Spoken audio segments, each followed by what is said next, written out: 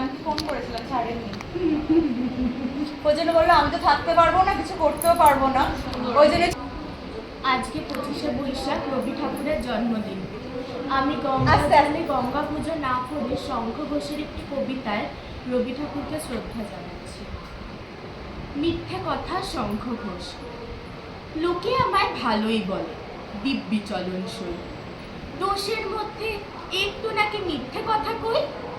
ঘাটশিলাতে যাবার পথে ট্রেন ছুটছে যখন, মায়ের কাছে বাবার কাছে করছি বকম বকম। হঠাৎ দেখি মাঠের মধ্যে চলন্ত সব গাছে এক এক রকম ভঙ্গি ফোটে, এক এক রকম নাচে। ও মা, দেখো নৃত্যনাট্য।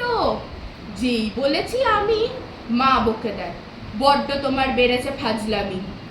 চিড়িয়াখানার নাম জানো তো, আমার সেজো মেশর।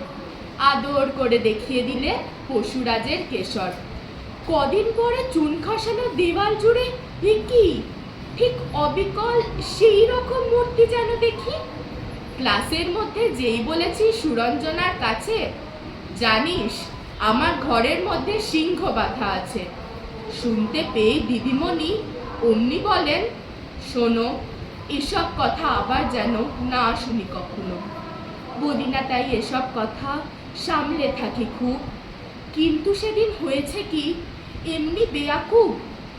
আকাশ পারে আবারও চোখ গিয়েছে আটকে। শরৎ মেঘে দেখতে পেলাম রবীন্দ্রনাথকে। নমস্কার।